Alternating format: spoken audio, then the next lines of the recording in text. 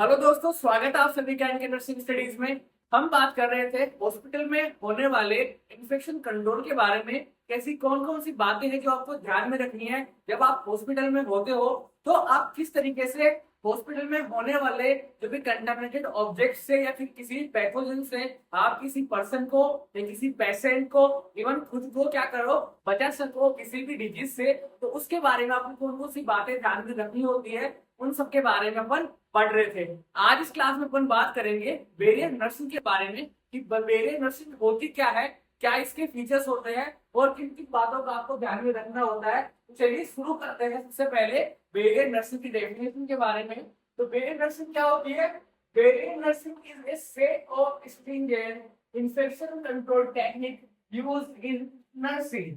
तो नर्सिंग के अंदर इन्फेक्शन को कंट्रोल करने के लिए अगर कोई भी टेक्निक्स उसमें ली जा रही है जो कि प्रिवेंट कर सके किसी भी ट्रांसमिशन को, ठीक है, प्रिवेंट कर सके किसी भी ट्रांसमिशन को, ऐसी नर्सिंग क्या कहते हैं? बैरियर नर्सिंग कहते हैं। ठीक है, सिंपल सा डेफिनेशन हो गया। कैसी भी ऐसी टेक्निक्स तो क्या करे, इन्फेक्शन को कंट्रोल करे, उन सबको क्या बोलेंगे? बैरियर नर्सिंग बोलेंगे। नेक्स्ट अपन बात करें, the aim of barrier nursing is to protect medical staff against infection by patient. तो और इसका एम क्या होता है? बैरियर नर्सिंग की नीड क्यों हुई हमको?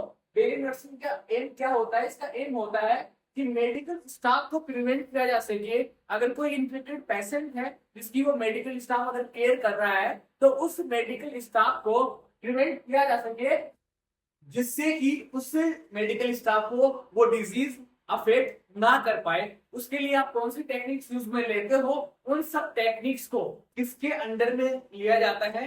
बैरियर नर्सिंग के अंडर में उनको पढ़ा जाता है। ठीक है, नेक्स्ट अपन बात करें, और कौन सी ऐसी disease particularly those with highly infectious disease. इसका मतलब ये है कि जो भी पेशेंट है अगर उसके अंदर कोई हाईली इन्फेक्शियस डिजीज है, तो उन डिजीज से प्रिवेंट करना, किसको? हॉस्पिटल स्टाफ को, मेडिकल स्टाफ है उनको उस डिजीज से प्रिवेंट करना जिससे कि वो डिजीज उस मेडिकल स्टाफ को अफेक्ट ना कर पाए। ऐसी टेक्निक्स को क्या बोला जाता है? बैरियर नर्सिंग बोला जाता है।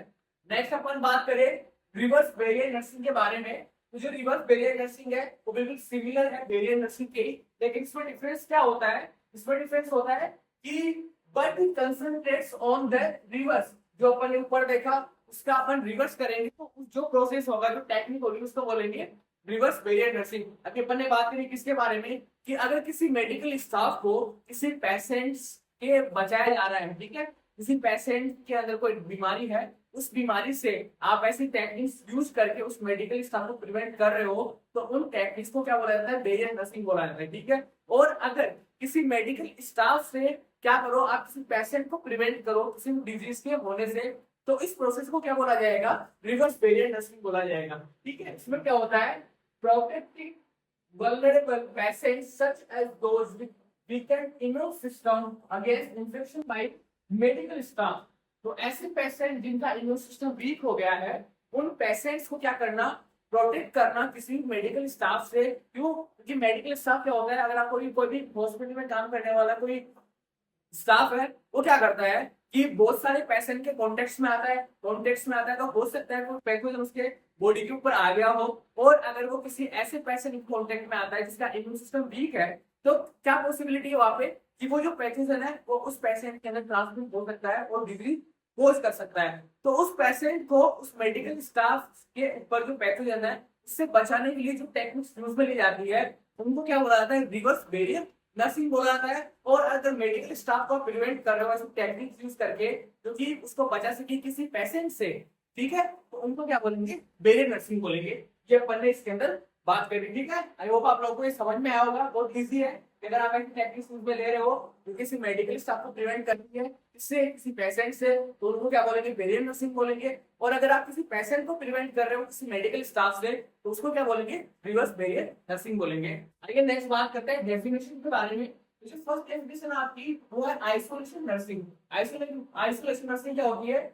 Isolation nursing is carried out by placing the patient in a single room or side room। तो आइसोलेशन रूम के बारे में अपन ने क्या देखा कि ऐसा पेशेंट जिसके अंदर अगर कोई डिजीज है जो इजिली स्प्रेड हो सकती है, उस पेशेंट को अलग प्लेस करना किसी सिंगल रूम में या कोई साइड रूम है उसके अंदर उस पेशेंट को प्लेस करना, ये आपको क्या कहलाता है?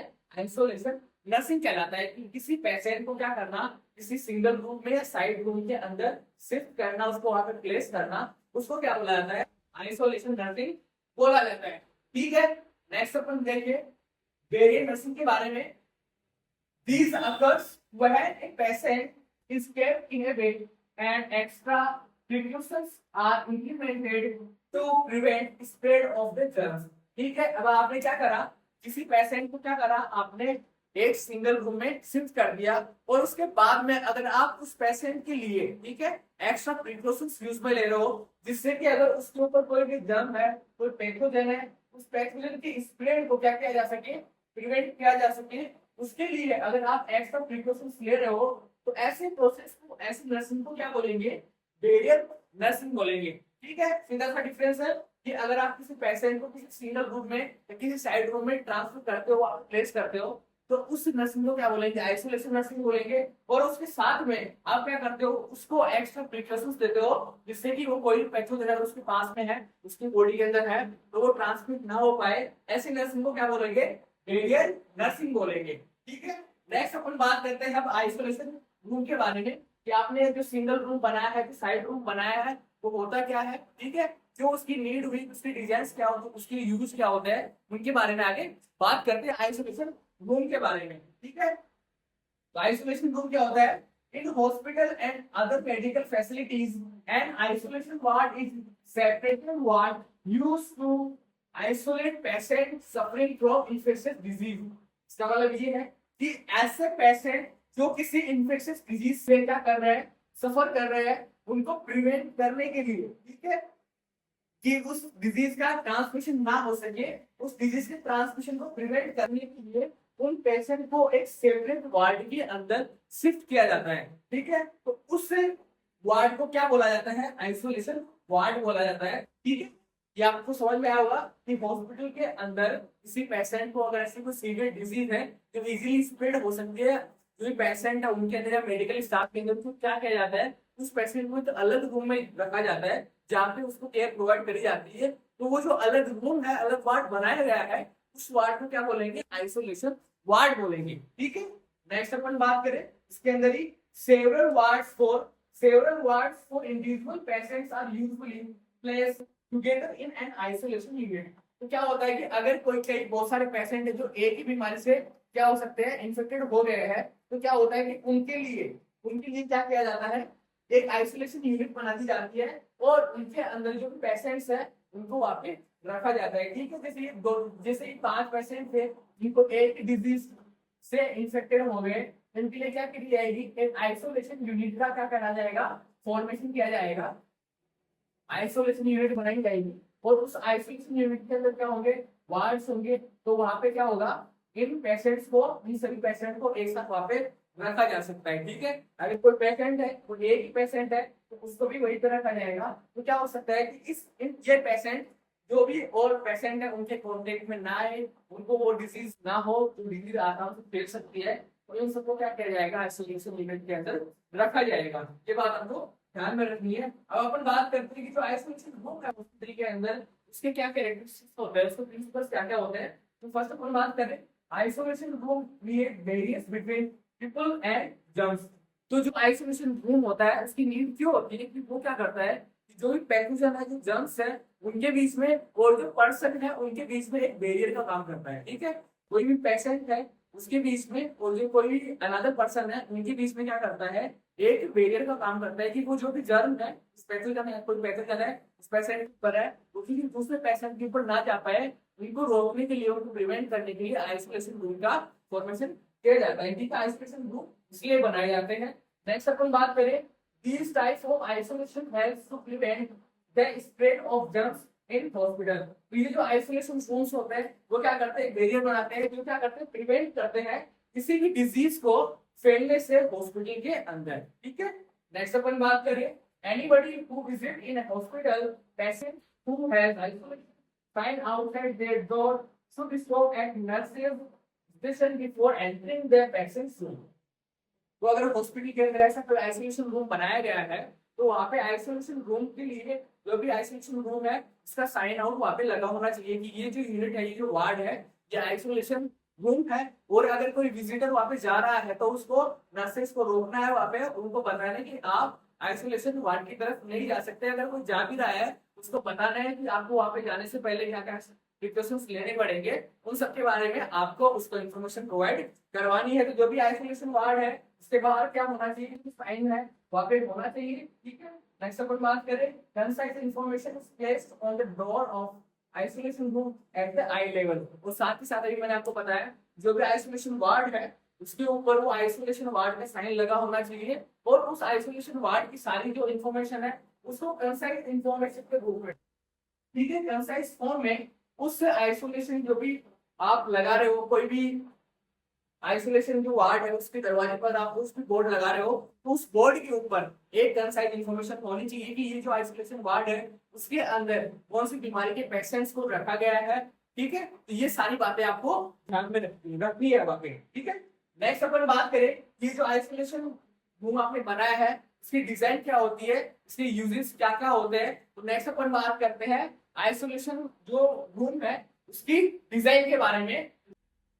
तो जो आइसोलेशन रूम की डिजाइन है उसमें क्या होता है, in an isolation unit several measures must be implemented in order to reduce the spread of infection। तो जो आपका आइसोलेशन रूम आप बना रहे हो उसका डिजाइन आपको किस तरीके से प्रिपेयर करना है कि जो भी इंफेक्शन है, कोई ऐसा पैथोजन है, उसके ट्रांसमिशन को आपको रिड्यूस करना है। तो आइसोलेशन रूम का जो बनाने का मेन पर्पस है, मेन एम है, वो क्या होना चाहिए कि जो भी डिजीज है उसको स्प्रेड होने से बचाया जा सके, ठीक है। नेक्स्ट अपन बात करें, the unit are generally placed away from the hospital and staff also only work in that unit। तो जो आपका आइसोलेशन यूनिट है वो जो जनरली जो हॉस्पिटल है उससे थोड़ा दूर होना चाहिए, ठीक है। जो हॉस्पिटल की मेन बिल्डिंग है उससे थोड़ा दूर होना चाहिए और जो स्टाफ आप उस आइसोलेशन यूनिट की अपॉइंट कर रहे हो वो वहीं पे काम करने चाहिए। तो अगर आप वहीं पे काम नहीं करने लोगे उनको, ठीक है, अगर आप उनकी ड्यूटी चेंज करोगे तो उससे क्या होगा कि अगर कोई स्टाफ है, कोई मेडिकल स्टाफ है जो उस आइसोलेशन यूनिट में काम कर रहा है और आपने क्या करा उसकी ड्यूटी चेंज कर दी, तो वो वहां से काम करने के बाद में जाएगा जनरल वार्ड में और जनरल वार्ड में जाकर काम करना। तो हो सकता है कि वो जो पैथोजन है उस पेशेंट का जो आइसोलेशन यूनिट में था उसका पैथोजन अगर उस मेडिकल स्टाफ पर आ गया है और वो जनरल वार्ड में जाके काम कर रहा है तो हो सकता है कि वो पेशेंट वहां पे ट्रांसफर हो जाए और आपको डिजीज वहां पे भी देखने को मिले। तो ये आपको ध्यान में रखना है कि अगर कोई स्टाफ वहां पे काम कर रहा है तो आपको ये चीज ध्यान रखनी है कि वो स्टाफ वहीं पे काम करे जिससे कि क्या हो सके आप डिजीज की ट्रांसमिशन को रोक सके, क्योंकि यही आपका मेन पर्पस है आइसोलेशन यूनिट को बनाने का। नेक्स्ट पर बात करें, in some hospitals the unit is placed in separate building. और कई हॉस्पिटल्स में ऐसा भी होता है जो आइसोलेशन वार्ड है या तो आइसोलेशन यूनिट है उसको एक अलग बिल्डिंग के रूप में बनाया जाता है कि ये आपका एक आइसोलेशन यूनिट हो गया। इसके अंदर जो भी पेशेंट है जिनको स्प्रेड होने वाली डिजीज है जो आराम से फैल जाती है उन पेशेंट को इसके अंदर रखा जाएगा। उनको मेन बिल्डिंग से क्या करना है, सेपरेट करके रखा जाता है।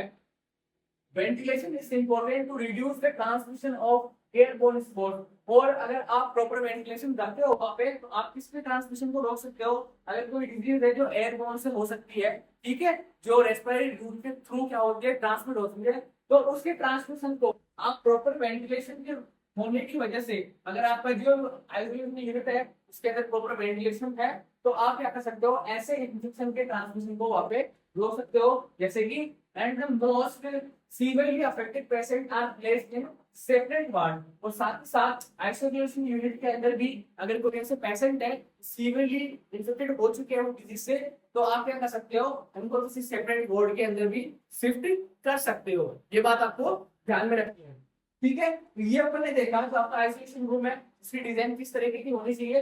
नेक्स्ट अपन बात करें इसके यूजेस के बारे में। तो isolation ward are used to isolate patient who pose the risk of passing a potentially harmful infection on to the others। इसका मतलब ये है कि आइसोलेशन जो रूम है या जो आइसोलेशन यूनिट आप बना रहे हो उसकी बनाने के बाद में उसका यूज कैसे करना है।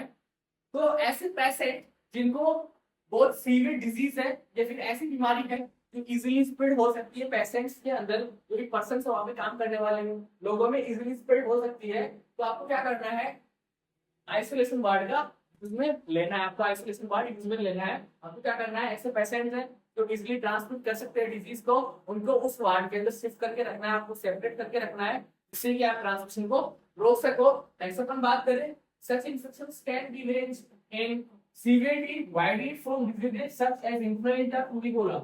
और कई ऐसी बीमारी है जो आराम से फैल सकती है और सीवियर भी हो सकती है, जैसे आपका इन्फ्लुएंजा हो गया या इबोला हो गया। और दो more precautions are generally taken with diseases एक हाई मोबिलिटी रेट। और साथ ही साथ ऐसी बीमारियां जिनकी मोबिलिटी रेट भी बहुत ज्यादा हाई है, ऐसी बीमारी होती है जिनकी वजह से बहुत ज्यादा मोबिलिटी रेट होती है, तो उन बीमारियों के लिए आपको एक्स्ट्रा प्रिकॉशंस भी लेने पड़ सकते हैं, इसके लिए आइसोलेशन रूम के अंदर। ठीक है, नेक्स्ट अपन बात करें, outside major hospitals isolation wards can be set up to control infection. जो भी बड़े बड़े हॉस्पिटल्स है, मेजर हॉस्पिटल्स है, उनके बाहर अगर कोई आइसोलेशन यूनिट बनाई जाती है तो वो इस तरह से भी काम करती है कि उनका मेन पर्पस क्या होता है कि जो भी अगर डिजीज है जो पोटेंशियली हार्मफुल है, इन्फेक्शन है ऐसा जो आराम से फैल सकता है, उसको तो रोकना है, साथ ही साथ उस जो इन्फेक्शन है उसको कंट्रोल भी करना है, इसमें क्राउडेड प्लेस के अंदर। ठीक है, और those lacking substantial medical facilities, और ऐसी मेडिकल फैसिलिटीज जिनके अंदर ये सुविधाएं नहीं है, तो जो मेजर हॉस्पिटल्स होते हैं ये उनको ये सुविधाएं प्रोवाइड करवाते हैं। ये उनके लिए क्या करते हैं, ये आइसोलेशन वार्ड्स बना के रखते हैं, जिससे कि क्या हो सके, अगर कोई ऐसा पेशेंट है जिसके अंदर हार्मफुल डिजीज है तो उसको वहां पे सेपरेट रखा जाए और उस बीमारी को स्प्रेड होने से बचाया जा सके। तो ये होते हैं आपके आइसोलेशन जो भी रूम है उसके यूजेज। और सबसे पहले देखा कि जो आइसोलेशन रूम है उसका मेन पर्पस क्या होता है, मेन यूज क्या होता है कि अगर कोई ऐसी बीमारी भी इजीली स्प्रेड हो सकती है उसको रोकना, उसको कंट्रोल करना, साथ ही साथ ऐसे इन्फेक्शन जो कि क्या होते हैं जिनकी मोबिलिटी रेट ज्यादा होती है, जो सीवियर ज्यादा होते हैं, उनको रोकना। और फाइनली क्या करना कि जो भी क्राउडेड प्लेस है उनके अंदर इन्फेक्शन को कंट्रोल करना, और ऐसी मेडिकल फैसिलिटीज जिनके पास ये सुविधाएं नहीं है उनको ऐसी सर्विसेज प्रोवाइड करवाना। ठीक है, तो ये था आज का हमारा टॉपिक। इसमें अपन ने बात करी बेरियर नर्सिंग के बारे में, बेरियर नर्सिंग क्या होती है, ठीक है, इसकी डेफिनेशन क्या होती है, इसमें अपन ने बात की आइसोलेशन नर्सिंग के बारे में और बेरियर नर्सिंग के बारे में। फिर अपन ने देखा आइसोलेशन वार्ड क्या होता है, ठीक है, इसकी डेफिनेशन क्या होती है, कि उसकी नीड पड़ती है, इसकी डिजाइन क्या होती है, इसके यूजेस क्या होते हैं। आई होप आप लोगों को ये टॉपिक समझ में आया होगा। मिलते हैं नेक्स्ट क्लास में एक नए टॉपिक के साथ। Thank you so much.